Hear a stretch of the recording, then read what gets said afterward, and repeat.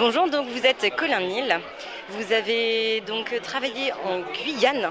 Racontez-nous ça. Moi, j'ai vécu pendant 6 ans en Guyane et c'est un peu de là, ça a été le point de départ de mon premier roman, Les hamacs de carton. C'est quand je suis rentré de Guyane, le début c'était ça, c'était l'envie, au-delà de la création d'un polar, de parler de ce territoire dont on ne parle pas beaucoup ou avec des visions souvent un peu tronquées ou caricaturales. Donc tout est parti de là, quoi. Alors, donc votre série guyanaise a été multi-primée. Ça a été quand même une sorte de succès pour vous. Vous avez aussi participé à beaucoup de... C'est pas votre premier polar à la plage. Et vous avez gagné donc le festival l'an dernier. Oui, j'ai eu le prix des Encres Noires en 2014 pour mon premier roman Les hamacs de carton et je l'ai eu à nouveau aujourd'hui pour Obia, mon avant-dernier roman. Donc ça fait 2 fois, c'est assez, je m'y attendais pas du tout, quoi. Donc c'est une belle nouvelle. Donc je vais rester attaché à ce salon du Havre. Donc vous nous reviendrez l'an prochain. Je sais pas, on verra parce que j'ai pas de livre qui sort d'ici là, donc c'est aussi un peu lié à ça, quoi. Mais je reviendrai un jour, ça c'est certain. Ouais.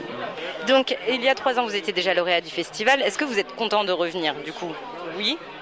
Ah bah oui, je vous dis, c'est toujours un plaisir. Ouais. C'est un salon qui est vraiment agréable. Bon, aujourd'hui, le temps commence à se gâter, donc c'est un peu moins sympa. Mais non, il y a un salon qui a une belle organisation, toujours une belle sélection d'auteurs et c'est vraiment sympa. Ouais.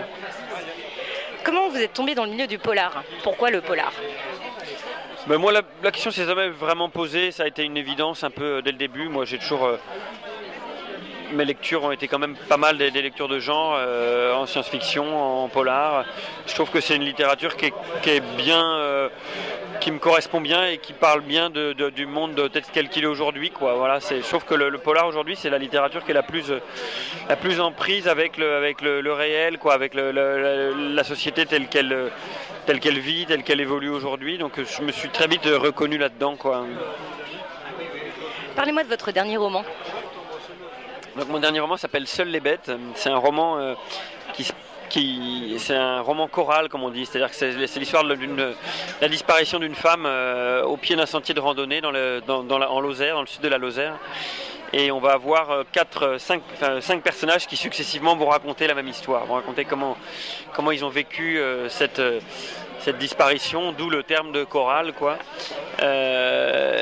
Et donc c'est un roman qui commence en Lozère mais qui nous emmène beaucoup plus loin puisqu'il se termine dans un lointain pays dont je tairai le nom sur ces ondes.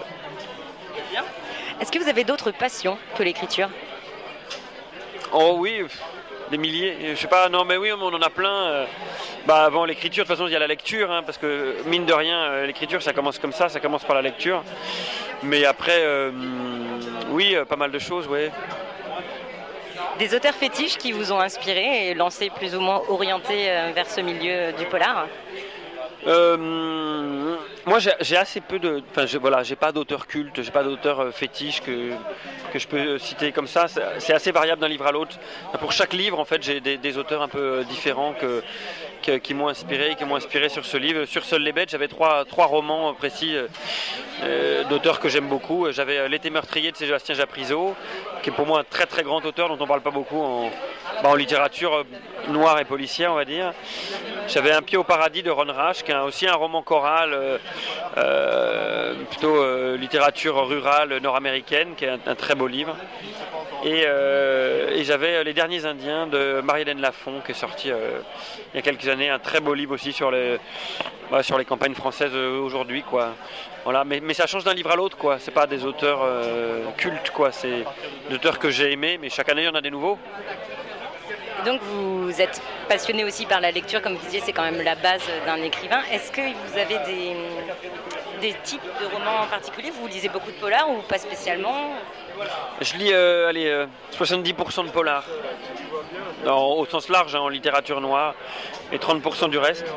Parce que quand on écrit du polar, forcément, on regarde aussi un petit peu ce qui se fait, et puis aussi parce que tout simplement sur les salons polars, on rencontre des copains, on se fait des copains, et on a envie de lire un peu ce qu'ils écrivent, donc ça nous prend un peu de temps aussi, quoi.